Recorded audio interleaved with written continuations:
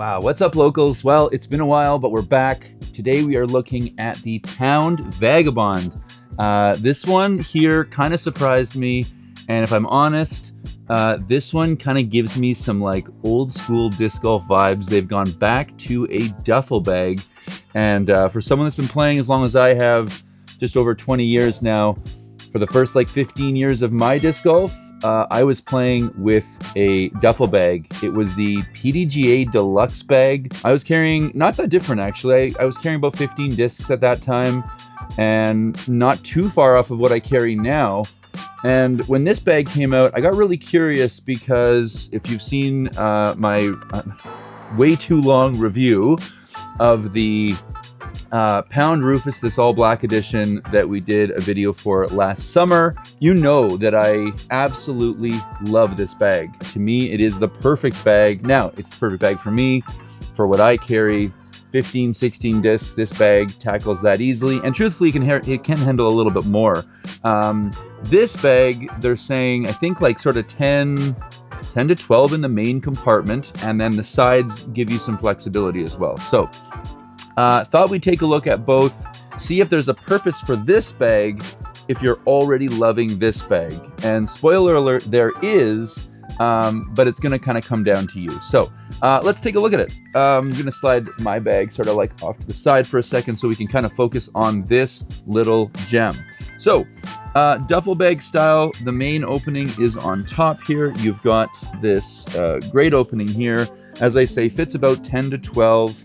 And then you've got your side pockets here. They open nice and wide. These can hold discs. They can hold the little cooler bag that Pound includes with some of their bags. I didn't buy this. You can add this on to this bag, but I didn't buy it because I already had one, and it just seemed kind of excessive to buy another one. But as you can see, this slides right in the side, and I can even kind of roll down the side so that I have even better access. You can kind of tuck that in so that the zipper isn't, kind of folding over and kind of getting in the way there. One of the, I guess, big takeaways too for this bag, for a shoulder bag, there's so much like Pound familiarity. The way this side pouch, the way this fits in here, the space on the other side, and basically what you've got on one side of this bag, you get on the other as well. Nice space, probably going to keep your putters in there. I have a couple putters here. 2 fit very easily. I've got a chunky glow glitch that I could slide in there too. Truthfully, I could probably get 4 in this side. We'll start with 3 for now. And again, like I just said, you can kind of tuck down this side a little bit to just give you slightly, easier access to the discs in this side pocket here. But this is kind of so similar when we're looking at both bags here for a second. If I slide, one of my discs in here and one of these in here, these are like very similar, like experience side pockets, the way they kind of fold down, and the way, if I look at the other side, the way my water bottle container, or a little cooler, this little insulated pouch here, or boxy cooler bag. Anyway, yeah, so Pound familiarity. This is like, it's just familiar. It's just like if you're already someone that has a Pound bag, this thing is very familiar. There's lots of like little things that you're like, oh yeah, my other bag has that, and you just kind of know it already. Let's get into this main compartment, see what it holds. We'll kind of like load it up. Now with 10 discs, I'm probably going to view this a little differently than say my other bag, but currently the top end of my bag, if you know me already, it gets real busy with 9 speeds. I've got a 10th anniversary Firebird. Just picked this up not that long ago. Really liking it for forehand stuff and just being that like overstable low glide 9-speed that's just kind of like that dependable overstable. Picked up one of these, this Discraft Undertaker. I think it was a Ledgestone. Yeah, it is a Ledgestone. Through one of those not that long ago. Like the little bit of extra stability it gives me, and it's just that little bit more stable than my Totem Series Mantra. Love this disc. Just got my first ace of the year with this disc a couple weeks ago. I think I have more winter aces than summer aces. Must say something either about me or the weather where I live. Traditional glow mantra. Those are my 4 9s up top. And again, if I'm gonna like narrow this bag down, I've got to try to, think a bit more strategically about what's gonna fit in here. I've got a glow reactor for like an overstable 5. I have my MD1 for like my straight to like kind of flippy, 5 speed in there as well. And I might jump ship and go a little bit right into my approach discs here now. I've got my zone. Love these as well. Nice glow zone for you. And then I've got my tempo. This is the glow tempo from the MVP Open edition from last year. This tempo gets a lot of throws, probably more than my zone. I just find it's like more useful in more scenarios. Got a glow pilot still that I am throwing pretty regularly. And that right there, 1, 2, 3, 4, 5, 6, 7, 8, 9. There is actually like kind of a decent bit of space left in here. So what I've been doing lately is I've actually kind of had like 2 of some of these discs for like a little practice round where like I'm working on approach shots and things like that. So could throw in my shout out Joe Henderson for this edition of the, I think it's an ESP zone. But this will probably sit real nice next to my glow zone just to see if I'm getting like a different flight or different flight characteristics out of that one. I've been carrying 2 tempos, not only because I want to beat them in at the same like level, so I've got 2 of them kind of going, but for practice, again, approach shots, things like that. 1, 2, 3, 4, 5, 6, 7, 8, 9, 10, 11. There is still room. I could definitely fit a 12th in here. I'll throw in my Horizon MD1, which is kind of, it's, my Glow MD1 has a touch of, I don't want to say stability. It's kind of the straight flyer. It has a touch of finish. This one here it'll go on whatever line you put it on. So realistically, I can fit all of these in, and this now is 4 9 speeds, 3 5s, 4 4 speeds, and a 3 speed. So this is not a bag of distance drivers. This bag, I kind of envision this bag being used on one of my shorter courses where we are here, and whether it's for like a practice round. But now I've got this kind of great bag. I've got what did I just say? 4, 5, 6, 7, 8, 9, 10, 11, 12, 13, 14, 15. I have room for a 16th in this side putter pouch as well. I mean that's 16 discs, like with an area for water in that. And if you're out for like a quick round where that you're just doing field work, you can pull this out and you'd have 4 in this side as well. That's 20 discs. That's a ton for like just going out doing field work or playing like a short course. Now, you're not gonna have water in that situation, but if you were just going out for an hour and you knew that you'd be okay for an hour or whatever, definitely some like nice space, nice functionality in this. Let's talk about the strap. So strap, super comfortable. This is what you've come to know and love from Pound. The best straps in the game, the most comfortable bag to carry because of the light and high quality fabrics they're using. They go real thick with their strap. This will slide, end to end basically, so you can choose to wear it either on one shoulder or across your body like a shoulder bag. Where this cushiony part would sit would be slightly different in both of those arrangements, and that was part of the thought process with like why they made this kind of slide along here. Super comfortable, and again, lots of like kind of classic vibes for me. This front pocket here, great for like wallet, cell phone wallet, key kind of stuff. You've got a pocket on the side for that sort of stuff as well. You've got a pocket on this side as well. Tons of space for, rangefinder. Can you tell it's winter and I'm not playing a ton of golf right now? And then what they gave you was this back strap here. I don't know if you'll be able to see it against like the color of my sweater, but this is where they envisioned you hooking a towel on. They did not give you D-rings on this bag. And I think it was for the simple fact that it would just kind of clutter up the top. And I've got a towel on here right now, a small towel, as you can see. The little carabiner here fits well, and it's not going anywhere. It stays on. It kind of falls to the side like you'd want it to as well.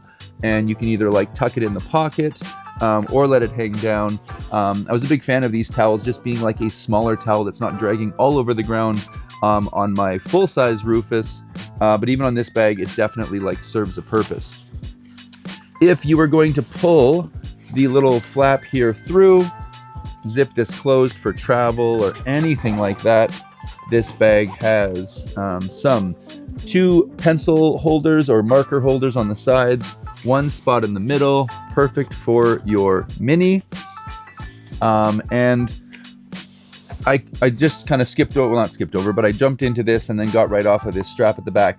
One of the greatest features maybe of this bag is the positioning of this strap here at the back. Now, if you go to pick this up, it's obviously like it's not going to sit fully level in your hand. It's going to like fall forward a little bit. Not the same with the strap. If I'm holding the strap, this is, you know, very well balanced, very well sort of centered to the bag. So it's very even weight distribution like amongst or within the strap. But this here, shout out to James Koizumi for like making this observation the very first day I got this bag. And that is that this little strap, while it can sit over the bag, it can also pull back. And I hope you can see this. This would be so amazing for being a travel bag. Because this little slot here would be great for that little extendable pull that comes up on your carry-on size luggage. This could sit right on top of your suitcase, and this could just slide right through there. And now you've got, I mean, you know, 16, maybe even more if you're not bringing your 20 discs in this bag to travel with would be, you know, wonderful. So as a day-to-day bag, in my experiences so far, this bag it's exactly what you think it's going to be.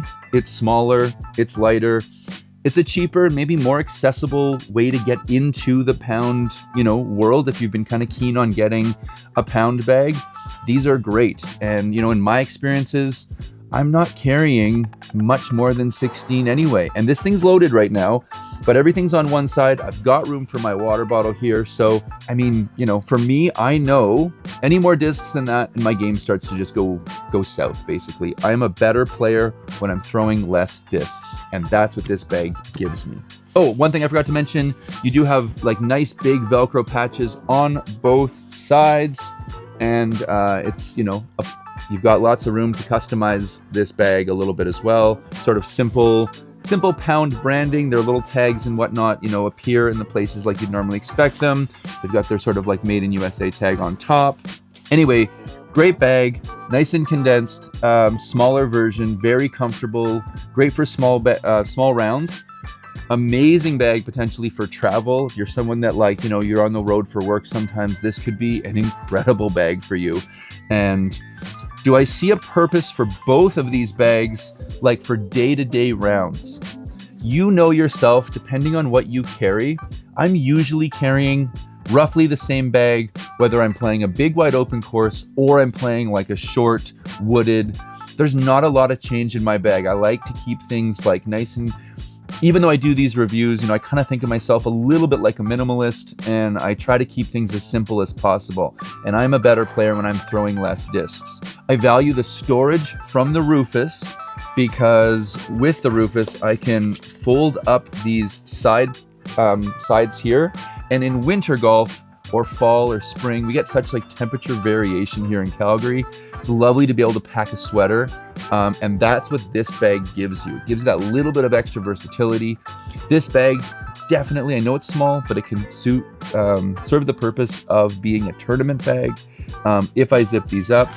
But I can fold these down and I can have something of like a minimalist feel where I've got just room for a couple discs on one side, just my water bottle on the other, and this ends up becoming a very versatile bag. This double convertible Rufus has such a, it feels like you can change it so much and fit the different rounds you go out for. Even if I'm playing a short course or a wooded course where I'm not bringing a lot of discs, this bag doesn't feel too big, and that's my favorite thing about this bag. If you're sitting with a Rufus right now, I genuinely don't think you need the Vagabond. You know, the Vagabond, I guess in my world, it either serves the purpose of being like a great backup bag if someone's coming to visit, or I've got friends coming through town that didn't bring discs, or I'm trying to bring someone out and introduce them to the game. It is a great, obviously great, very comfortable second bag. You don't have to fill it up. It's light, it's comfortable, you know, the strap is great, lifetime warranty, all of that stuff. But if you're trying to keep things simple and minimal, I don't genuinely think you need both bags. If you're someone that does a lot of travel, this could be an amazing solution for you to be able to bring like a nice amount of discs. It fits really nicely on, you know, your carry-on luggage, because it would probably slide right through the, you know, that extendable pull that comes up where you're going to pull it at the airport. This bag has like tons of potential in that way. And to be able to get 20 discs in a little bag like this is kind of awesome. So, you know, if you can fit it in for travel, whether it's like a road trip or whatever, but reality is I probably don't need this bag. It's a nice want in this situation, you know, and if you're someone that's just really content with like a small number of discs and you'd like to have a really nice quality shoulder bag, this is that bag. I think this bag probably competes with the Grip EQ G Series bag. They were the ones that kind of came out with sort of an attempt at a premium small bag. I think it's a similar price point. This might be a little bit more, but they're close, and you know I'm a fan of pounds. So having said all that, this review probably went on too long, but that's what I do. I'm sorry for that. Anyway, if you have any questions, leave them down in the comments. If there's a video that you're looking for, please also leave that down in the comments. Thanks for watching. I'm sorry it's been a while, but my name is Ryan. This is Local. We are local.